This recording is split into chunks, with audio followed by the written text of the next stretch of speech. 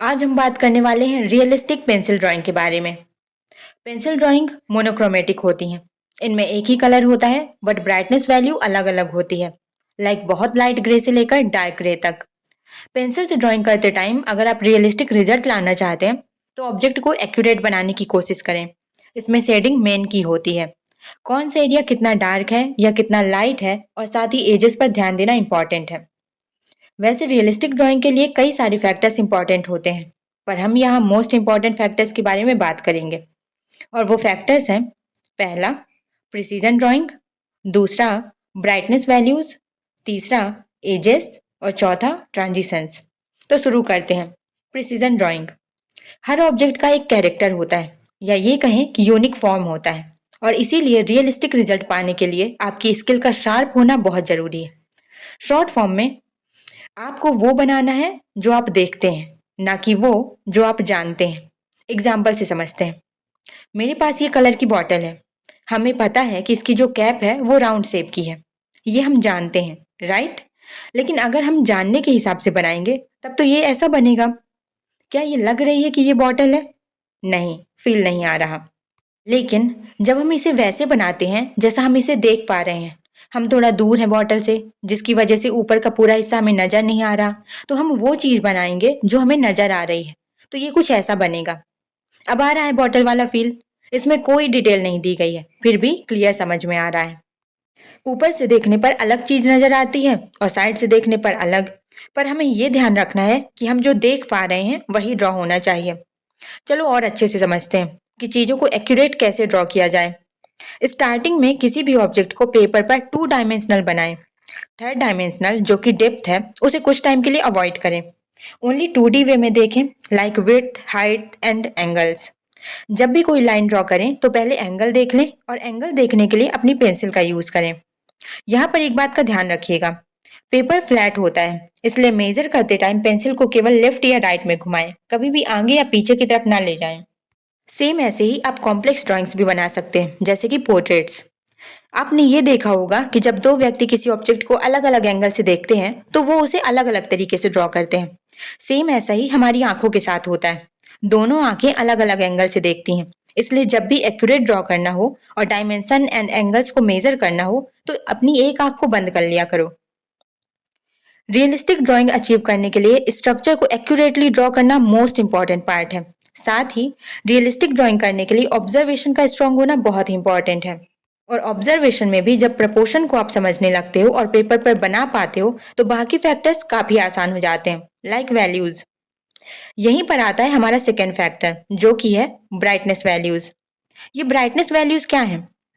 Brightness values या values हमें ये बताते हैं कि कोई एरिया कितना डार्क या कितना लाइट है। वैल्यूज से ही किसी ड्राइंग में डेप्थ क्रिएट होती है, मीन्स 2D में 3D का इल्यूजन क्रिएट होता है। अब बात आती है कि हम वैल्यूज को पेपर पर कैसे दिखाएं। तो इसके लिए कुछ बेसिक्स पर ध्यान देना होगा। शुरुआत करते हैं पेंसिल ड्राइंग से। पेंसिल ड्राइंग आर्ट फॉर्म है जिसमें पेंसिल से ऑब्जेक्ट को पेपर पर ड्रॉ किया जाता है। पेंसिल अलग अलग हार्डनेस लेवल के साथ आती हैं। हार्ड पेंसिल्स बहुत कम अमाउंट में ग्रेफाइट पेपर पर छोड़ती हैं, जिससे लाइट वैल्यू मिलती है। वहीं दूसरी तरफ सॉफ्ट पेंसिल्स ज्यादा अमाउंट में ग्रेफाइट पेपर पर छोड़ती हैं, जिससे डार्क वैल्यूज मिलती हैं। अब बात आती है पेंसिल को ड्राइंग में यूज कैसे करें। तो इसका भी उपाय है अपने पास। आप कोई भी पेंसिल लें, उससे ड्रॉ करें। अब आप पेंसिल पर जितना प्रेशर अप्लाई करेंगे आपको उतनी ही वैल्यू मिलेगी। अगर आप कम प्रेशर अप्लाई करेंगे तो लाइट वैल्यू मिलेगी, और अगर आप ज़्यादा प्रेशर अप्लाई करेंगे तो डार्क वैल्यू मिलेगी।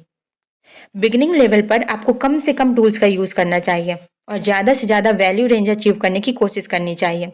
लाइक आपने एक पेंसिल ली, अब उससे लाइटेस्ट लाइट वैल्यू और डार्केस्ट डार्क वैल्यू पेपर पर लेकर आओ। इससे आपका अपने हाथ पर और पेंसिल पर अच्छा कंट्रोल क्रिएट होगा। एक बार कंट्रोल आ जाने पर फिर आप अलग अलग तरह की पेंसिल्स का यूज़ कर सकते हो। स्मॉल डिटेल्स के लिए शार्प पेंसिल का यूज करो और स्मूथ टेक्सचर लाने के लिए नॉन शार्प पेंसिल्स का। अब बात करते हैं ब्राइटनेस वैल्यूज को डिटरमाइन या आइडेंटिफाई कैसे किया जाए। तो बात ऐसी है, चाहे कोई भी ऑब्जेक्ट हो, उसकी वैल्यूज को आइडेंटिफाई करने का मेन तरीका होता है ऑब्जर्वेशन। साथ ही अपने ऑब्जेक्ट में आप डार्केस्ट डार्क वैल्यू और लाइटेस्ट लाइट वैल्यू के बीच जितना ज्यादा से ज्यादा शेड्स आप पहचान पाओगे, उतना ज्यादा रियलिस्टिक आर्टवर्क आप क्रिएट कर पाओगे। अगर आपकी ड्राइंग में जो डार्केस्ट और लाइटेस्ट वैल्यू के बीच का रेंज है या वैरायटी है वो कम हो तो आपका ऑब्जेक्ट फ्लैट नजर आएगा। जब डार्केस्ट और लाइटेस्ट वैल्यू के बीच की रेंज बड़ी होती है तो ड्राइंग काफी अट्रैक्टिव होती है और उसमें डेप्थ एंड वॉल्यूम होता है। इन अदर वर्ड्स, आपकी ड्राइंग में पर्याप्त कंट्रास्ट होना चाहिए ताकि आपकी ड्राइंग बहुत ही रिच एंड इंटेंस लगे। कभी कभी ऐसा होता है कि कलर ऑब्जेक्ट होने की वजह से वैल्यूज को ठीक से आइडेंटिफाई कर पाना बहुत मुश्किल होता है।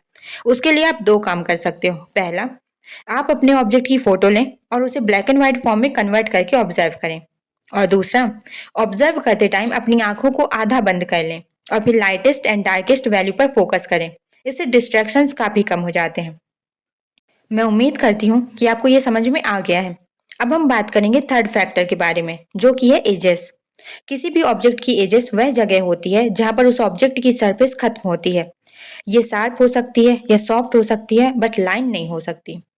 कॉमिक ड्राइंग्स में कैरेक्टर के चारों तरफ स्ट्रॉन्ग कंटूर लाइंस होती हैं, जबकि रियलिस्टिक ड्राइंग्स में कहीं पर भी क्लियर लाइंस नहीं होती हैं, बल्कि एजेस होती हैं। एग्जाम्पल से समझते हैं। कुछ ऑब्जेक्ट्स जैसे कि फर, बाल और कपड़े, इनमें सॉफ्ट एजेस पाई जाती हैं। वहीं कुछ ऑब्जेक्ट्स जैसे पत्थर, कार या फर्नीचर, इनमें शार्प एजेस होती हैं।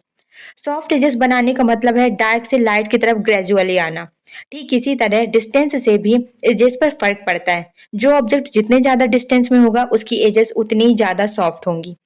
एक बात याद रखना, लाइंस का यूज ओनली गाइडलाइंस की तरह करना है और इन्हें लाइटली ड्रॉ करना है ताकि जरूरत पड़ने पर इन्हें आसानी से इरेज किया जा सके।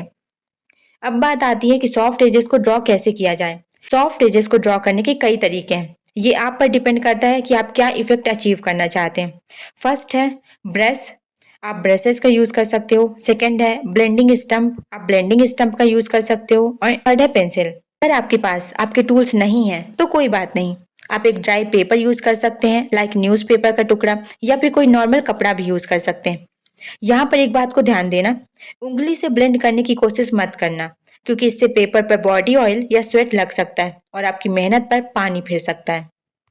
शैडोज एंड रिफ्लेक्शंस, कई केसेस में शैडोज और रिफ्लेक्शन की एजेस सॉफ्ट होती हैं, वहीं ओवरलैपिंग पार्ट्स की एजेस हार्ड होती हैं। एक तीसरी तरह की एजेस भी होती हैं जिन्हें लॉस्ट एजेस कहते हैं। कभी कभी दो एरियाज की सेम वैल्यूज होती हैं। ऐसे केसेस में बिना कोई एज बनाए ड्रॉ करना ही बेहतर होता है। किसी भी ड्राइंग को अट्रैक्टिव बनाने के लिए वैल्यूज के बीच कॉन्ट्रास्ट होना बहुत इंपॉर्टेंट है। साथ ही हार्ड एंड सॉफ्ट एज के बीच का कॉन्ट्रास्ट ड्राइंग को बहुत इंटरेस्टिंग दिखाता है। इस एग्जाम्पल में ही देखिए, हेलमेट के हार्ड एजेस और फेदर के सॉफ्ट एजेस के बीच कितना कॉन्ट्रास्ट है। लास्ट फैक्टर आता है ट्रांजिशंस। रियलिस्टिक ड्राइंग करते टाइम वैल्यूज एंड एजेस पर ध्यान देना इंपॉर्टेंट होता है, पर साथ ही ट्रांजिशंस पर ध्यान देना भी इंपॉर्टेंट है। किसी भी ऑब्जेक्ट में लाइट सोर्स के पास वाला या लाइट सोर्स की तरफ वाला हिस्सा लाइट होता है और लाइट सोर्स से दूर वाला हिस्सा डार्क होता है, जिसका मतलब है दोनों सरफेस के बीच वैल्यूज से ग्रेजुअली ट्रांजिशन हो रहा है। इसलिए किसी पर्टिकुलर एरिया को किसी दूसरे एरिया से कंपेयर करें और उनके बीच वैल्यूज के ट्रांजिशन को अच्छे से ऑब्जर्व करें। ये बात याद रखिएगा कि हर ड्राइंग के हर पार्ट में ट्रांजिशन होते हैं और जिस पार्ट में नहीं होते हैं वो पार्ट बहुत ही अननेचुरल लगता है। अब बात आती है कि ट्रांजिशंस को बनाया कैसे जाए। तो आप ट्रांजिशन को अपने ब्लेंडिंग स्टम्प या ब्रशेस से आसानी से बना सकते हैं। नेचुरल रिजल्ट पाने के लिए केवल पेंसिल का यूज कर सकते हैं। अपनी पेंसिल को ब्रश की तरह समझिए, बस स्ट्रोक्स थोड़े सॉफ्टली लगाना है और खाली जगह ना छोड़ें ताकि कोई लाइन ना बने। आप एच लेवल पेंसिल का यूज लाइट एरिया के लिए करें और बी लेवल की पेंसिल का यूज डार्क एरिया के लिए करें।